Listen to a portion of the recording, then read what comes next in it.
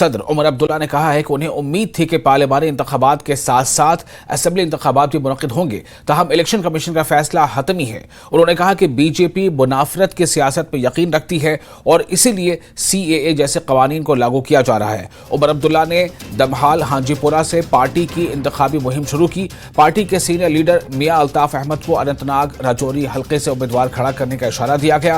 दमहाल हांजीपुरा कोलगाम में पार्टी के मरहूम लीडर वली मोहम्मद इत्तू की बरसी मनाई गई। सकीना इत्तू के अलावा दीगर लीडरान मौजूद रहे।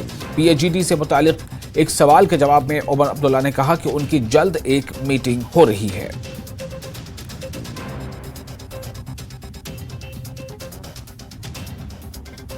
हम सही मौके पर अपने कैंडिडेट का ऐलान करेंगे और हमारा कैंडिडेट अपना काम शुरू कर लेगा। उमर साहब, ECI से कितने रही बात तंजीम की, हम अपना कैंपेन का दौर जो है आज से शुरू कर दें। चाहते थे कि दोनों इलेक्शन एक साथ नहीं हुआ। इसमें जो मौजूदा हुकूमत है जम्मू कश्मीर की, उन्होंने इसको सैबोटाज किया क्योंकि वो चाहते नहीं है कि यहाँ पे इक़्तिदार जो है वो दोबारा लोगों के हाथ में हो।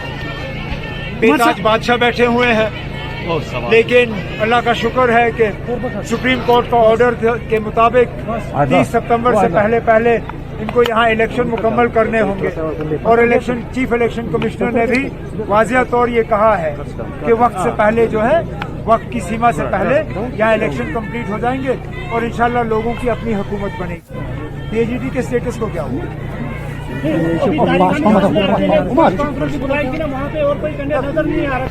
देखिए ना, हम अलग अलग अपनी पार्टी जो है चलाते हैं।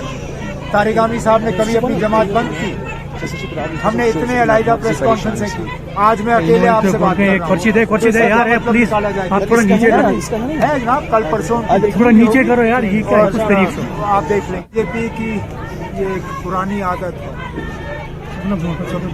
बिलखसूस इलेक्शन माइनॉरिटीज को निशाना बनाते हैं।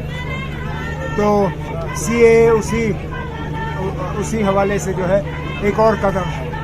मैंने पहले ही कहा, जिस तरह मैंने कल दिल्ली के उस प्रोग्राम में भी कहा, ये सिर्फ मुसलमानों के खिलाफ नहीं है, और भी ऐसे माइनॉरिटीज़ हैं जिनको CAA के बाहर रखा गया है। ये बीजेपी की पुरानी आदत है और वो अपनी आदतों से कभी बाज नहीं आएंगे। तो मैं अगर EVMs के बारे में शिकायत भी करूं, तब भी EVM तो लगेंगे ही लगेंगे। इलेक्शन कमीशन ऑफ इंडिया इस बात के लिए तैयार नहीं है कि वो दोबारा ठीक है ना। फिर हमें अपने जो पोलिंग एजेंट्स हैं, काउंटिंग एजेंट्स हैं, इस बात की तैयारी करनी होगी कि हमें इन मशीनों को सही सलामत रखना होगा और इनमें किसी तरह की गड़बड़ जो है उसकी जो है इजाजत नहीं देनी होगी। और नेशनल कॉन्फ्रेंस के नायब सदर उमर अब्दुल्ला ने कहा है कि महाराष्ट्र जम्मू कश्मीर में स्टेट भवन के लिए जमीन खरीदेगा। उमर अब्दुल्ला ने इस इक़दाम के लिए हुकूमत पर तनकीद की। उमर ने लोगों से खिताब करते हुए कहा कि वो देखेंगे कि अक्टूबर के बाद असेंबली इंतखाबात में अगर NC इक़्तिदार में आती है तो उस भवन का क्या होता है। खाना खाते हैं, हमारी गाड़ियों में बैठ के सवार होते हैं,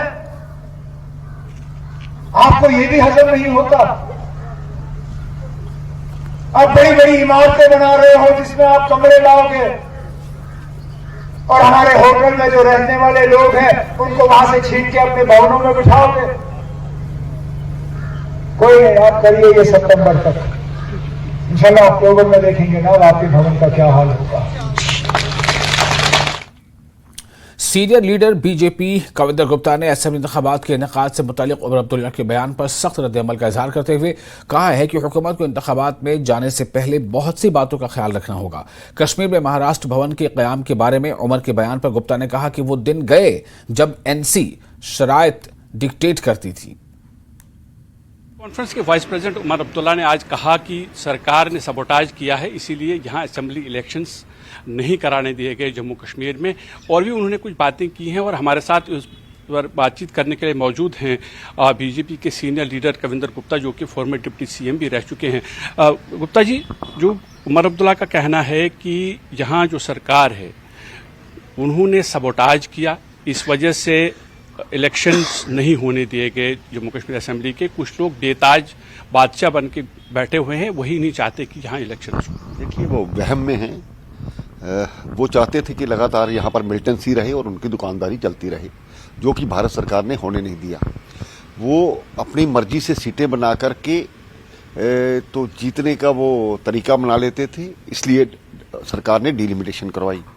अब वो तो कहते हैं कि यहाँ कोई नाम लेवा नहीं होगा भारत का, खून की नदियाँ बह जाएंगी। अब क्या है, ये जो सपने लेने बंद करो। भारत सरकार को पता है लॉ एंड ऑर्डर किस प्रकार से ठीक किया जाता है और कैसे कब इलेक्शन करवाने हैं। आपको इसकी चिंता करने की जरूरत नहीं। एक और बात भी उन्होंने जो कही है, वो कहा कि जो एक प्रपोजल है महाराष्ट्र भवन बनाने का कश्मीर के अंदर, उन्होंने कहा कि वो तो बनने नहीं देंगे। सितंबर तक तो इलेक्शंस होंगे जैसा कि सुप्रीम कोर्ट ने बताया है, तो अक्टूबर में हम देखेंगे कौन बनाता है महाराष्ट्र भवन। यानी उनका ये कहना है कि अगर सितंबर में इलेक्शन होते हैं तो उन्हीं की सरकार आएगी और वो महाराष्ट्र भवन नहीं बनने देंगे। देखिए, सरकारें संविधान से चलती है, ना कि दादागिरी से। ये इनके बाप दादा की जागीर तब थी जब कांग्रेस की सरकारें थी। आज देश में एक मजबूत सरकार है, तो क्या करना है क्या नहीं करना है ये तय नहीं करेंगे, भारत सरकार तय करेगी।